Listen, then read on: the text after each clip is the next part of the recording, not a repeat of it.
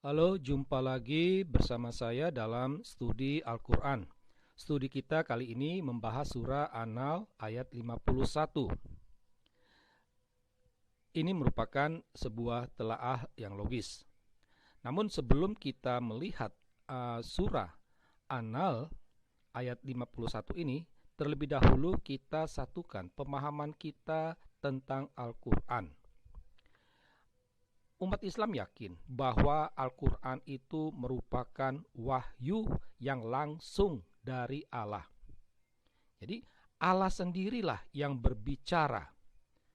Karena itu, apa yang tertulis di dalam Al-Quran itu merupakan perkataan Allah. Ya, kata-kata Allah sendiri, bukan manusia. Dan karena Allah diyakini dan diimani maha benar, maka Al-Quran dilihat sebagai kebenaran yang meyakinkan. Ya. Dalam berbagai ayat dalam Al-Quran, Allah telah berkata bahwa Ia telah memudahkan ayat-ayatnya. Tujuannya supaya umat Islam dapat dengan mudah memahami firman-Nya.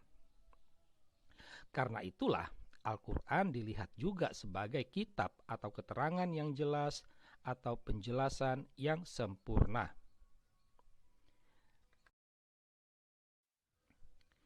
Nah, sekarang kita lihat surah An-Nahl ayat 51. Kutipannya sebagai berikut. Dan Allah berfirman, janganlah kamu menyembah dua Tuhan. Hanyalah Dia Tuhan yang Maha Esa. Maka hendaklah kepadaku saja kamu takut. Itu bunyi dari surah An-Nahl. Ya, ini apa yang tertulis ini merupakan kata-kata Allah. Ya, yang tertulis ini adalah kata-kata Allah, bukan manusia. Ya, jadi waktu itu Allah berbicara dan inilah hasilnya. Nah, dari kutipan wahyu ini kita dapat menemukan beberapa poin penting, yaitu ada pesan tauhid. Pesan tauhidnya itu sangat kuat, ya. Atau dengan kata lain, ada penegasan bahwa Allah itu esa, ya. Itu esa ini sama dengan konsep tauhid tadi.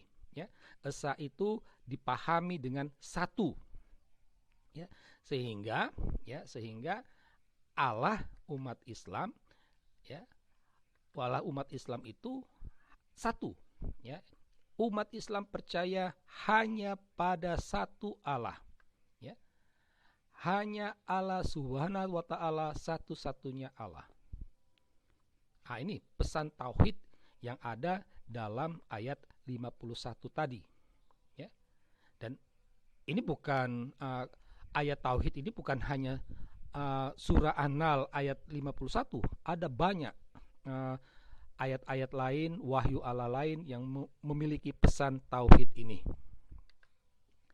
Nah, karena itulah merupakan dosa berat jika ada umat Islam yang menduakan Allah atau yang membuat Allah itu ada dua. Itu dosa berat dalam Islam. Itu. Nah, kalau kita memperhatikan, ya, memperhatikan dan mengkritisi wahyu Allah tadi, maka kita menemukan ada beberapa keanehan. Keanehan pertama adalah adanya pendobelan Allah. Adanya pendobelan Allah. Kita ingat bahwa Al-Quran itu adalah wahyu Allah. Allah sendiri yang berbicara. Ya. Apa yang dibicarakan oleh Allah, apa yang dikatakan oleh Allah, itulah yang ditulis, yang kemudian ada dalam Al-Quran. Ya. Itu. Allah sendiri yang berbicara. Nah, jadi pada waktu itu, ya, pada waktu itu Allah berkata, Allah berfirman. Allah berfirman. Bla bla bla bla bla. Gitu. Ya. Jadi Allah yang berbicara, dia menyebut lagi Allah. Ya, Allah yang berbicara, dia menyebut lagi Allah. Ini terjadi pendobelan. Ya, pendobelan. Kita dapat bertanya, siapa yang dimaksud dengan Allah tersebut? Allah yang disebut oleh Allah tadi. Siapa? Apakah Allah yang berbicara atau Allah yang lain? Kalau seandainya itu Allah yang berbicara, rasanya agak aneh. Ya. Kalau betul itu Allah yang berbicara, seharusnya Allah langsung saja mengatakan, janganlah kamu menyembah dua Tuhan dan seterusnya. Atau aku berkata, janganlah kamu menyembah dua Tuhan dan seterusnya. Seharusnya begitu. Kalau Allah yang disebut tadi itu adalah Allah yang berbicara. Tetapi kan tidak. Fakta yang terjadi, Allah berfirman, janganlah kamu menyembah dua Allah. Dan itu dikatakan oleh Allah. Ini mau menegaskan bahwa Allah yang disebut itu adalah Allah yang lain. Ya. Jadi bukan Allah yang berbicara.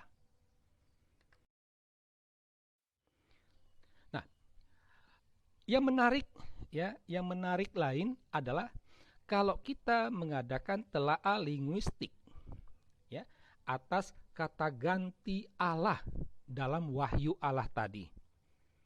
Kalau kita membaca teks wahyu Allah tadi, kita menemukan ada dua kata ganti untuk Allah, ya, yaitu dia dan ku, ya, kepadaku, ya, itu. Ini kata ganti untuk Allah, ya. Jadi kata dia itu ditafsirkan sebagai Allah, ku juga ditafsirkan sebagai Allah. Tetapi apakah Allah yang sama? Kata dia itu merujuk kepada Allah yang lain, bukan Allah yang berbicara. Agak aneh kalau kata dia itu adalah Allah yang berbicara. Tidak mungkin. Itu sama seperti saya yang berbicara, lalu saya katakan dia, bahwa dia itu adalah saya. Nggak mungkin. Aneh. Jadi dia itu merujuk kepada Allah yang lain. Sedangkan ku itu merujuk kepada Allah yang berbicara. Jadi di sini tampak jelas, ya. Dari sini tampak jelas ada dua Allah. Ada dua Allah. Dan ini ditegaskan dalam anak kalimat berikutnya, ya, bahwa dua Allah itu adalah Allah yang esa dan Allah yang ditakuti.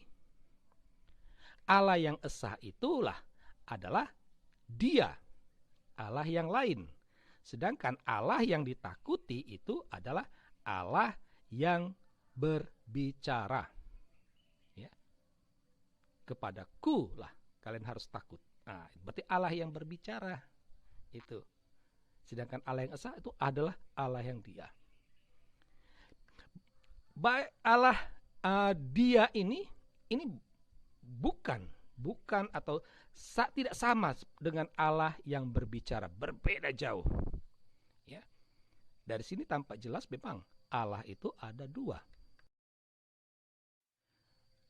Nah, dari sini setelah kita telaah, tampak jelas wahyu Allah itu membingungkan.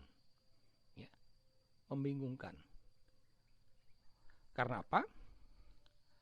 Konsep tauhid yang disampaikan itu berbanding terbalik secara linguistik. Ya.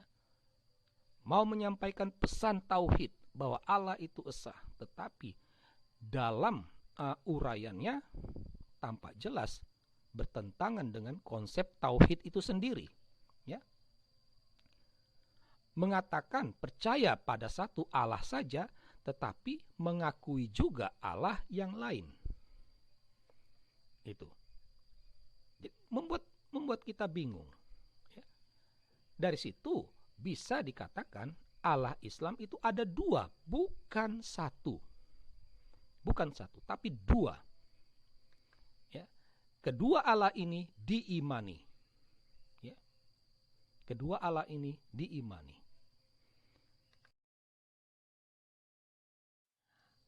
Nah, setelah sampai melihat uraian di atas tadi, kita sampai pada kesimpulan, ya.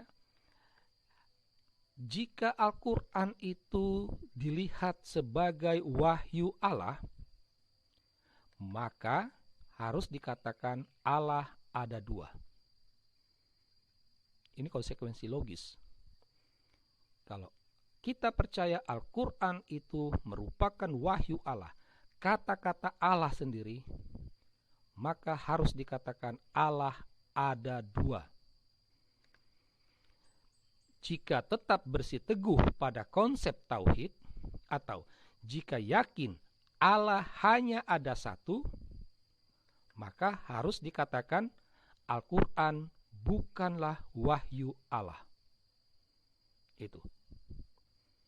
Jadi kalau tetap percaya Allah hanya ada satu, maka Al-Quran itu bukan wahyu Allah. Jika Al-Quran bukan wahyu Allah, pertanyaannya itu, Al-Quran itu siapa yang cipta? Siapa yang karang? Ya. Tidak bisa tidak. Sebagaimana yang telah dikatakan oleh orang-orang kafir pada masa Muhammad, Al-Quran itu adalah rekayasa Muhammad. Jadi, Al-Quran itu bukan wahyu Allah, tetapi rekayasa Muhammad. Kalau Al-Quran benar rekayasa Muhammad, maka Allah yang dimaksud itu adalah Muhammad. Demikianlah kajian studi Al-Quran kita tentang surah An-Nahl ayat 51. Semoga mendapatkan pencerahan. Sekian dan terima kasih.